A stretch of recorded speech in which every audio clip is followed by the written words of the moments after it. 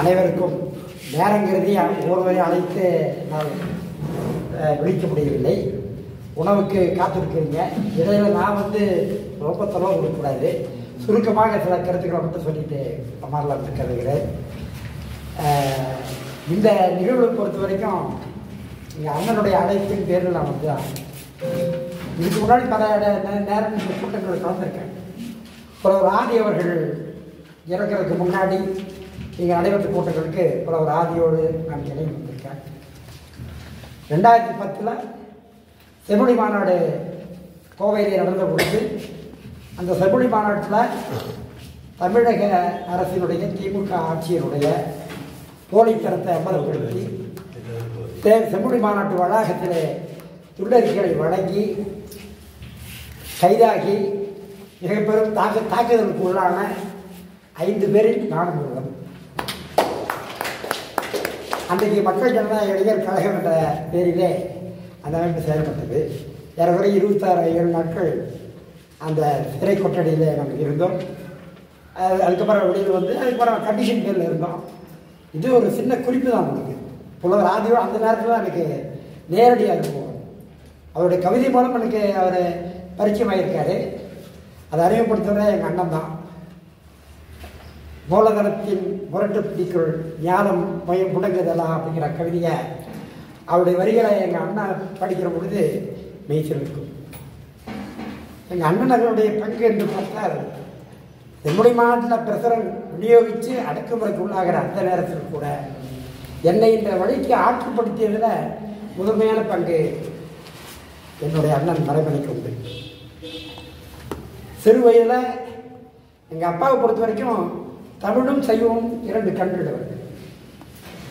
அதனுடைய வழியில் சைவம் அப்படியே கழித்து போய் தமிழ் இவருடைய அண்ணனுடைய பங்களை தமிழ் என்னோட மேலே படிக்குது.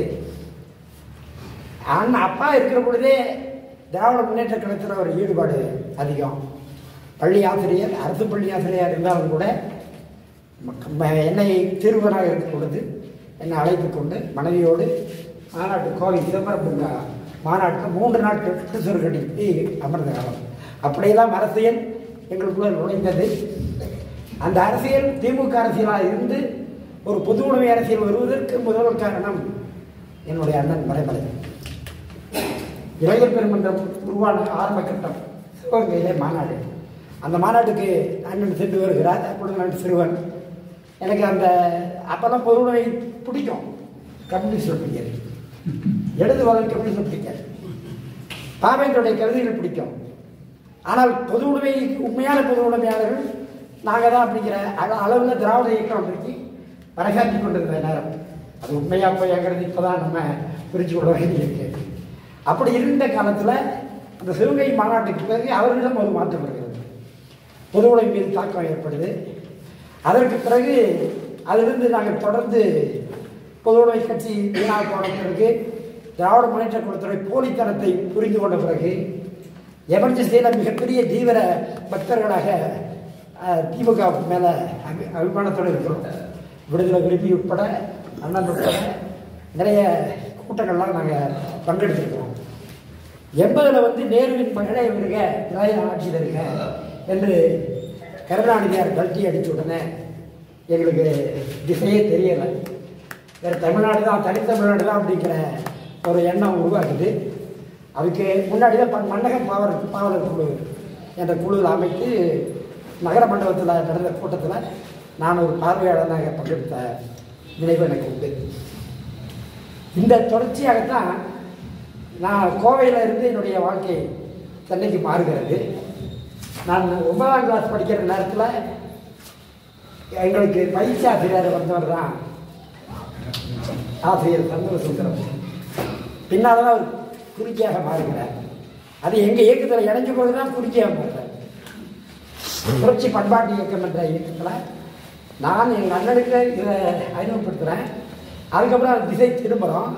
கிட்டத்தட்ட 84 பார்த்தீங்கன்னா நான் சார்ந்திருந்த இயக்கத்தின் பண்பாட்டு இயக்கத்தில் பங்கெடுக்கிறாரு. நான் இப்போ கட்சியினுடைய பணியில் ஈடுபட்டிருக்கேன். அவரை தொடர்ச்சியாகத்தான் ஒரு நக்சல்வாதி புரட்சி இயக்கத்தினுடைய ஒரு பிரதிநிதியாகத்தான் நம்ம முன்னால் பேசிட்டுருக்கேன்.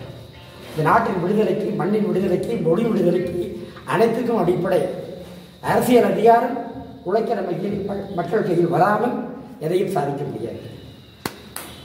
அறையிலே அமர்ந்து கொண்டு பழந்தமிழ் பெருமை பேசிக் கொண்டிருந்தால் தமிழ் வாழாது வளராது. தமிழன் இன்றைக்கு எப்படி இருக்கிறான்? இன்றைக்கு 17.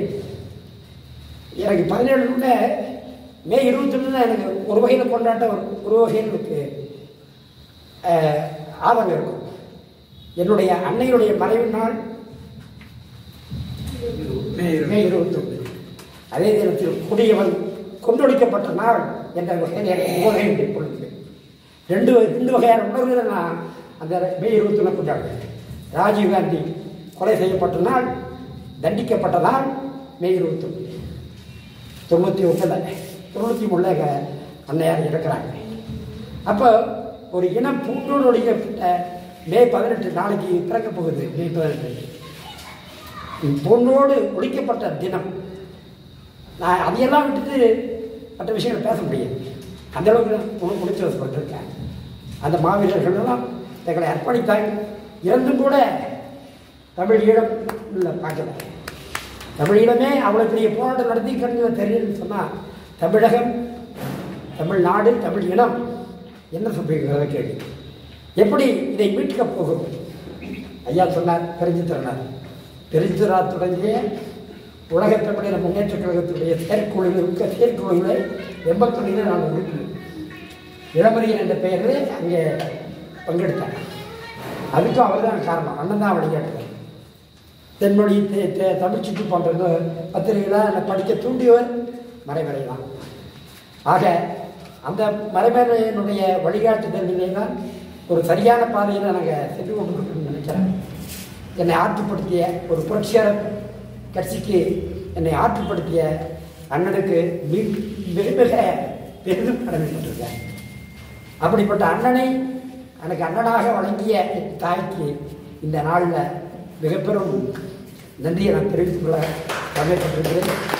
அந்த மாரியம்மாள் இதையெல்லாம் அரவணைச்சு இதையெல்லாம் வளர்த்து ஆளாக்கினாங்க. மிக பெரும் கொடிய கஷ்டங்களை இவங்களெல்லாம் ஆளாக்கி இன்றைக்கு ஏறக்குறைய 2-30 வருடங்கள் ஆயிடுச்சு. அம்மையாருடைய என்னுடைய தாயாருடைய நினைவு நாளில் தாயாக வழிகாட்டியாக என்னை இயக்கத்திற்கு ஆட்படுத்திய அண்ணனுக்கு என் நன்றியை தெரிவித்துக் கொண்டு, பெரியோர் அனைவர்களுக்கும் நன்றியை தெரிவித்துக் கொண்டு எடுத்திருக்க வாய்ப்பு கொடுத்ததற்கு மிக மிக நன்றி என்று சொல்லி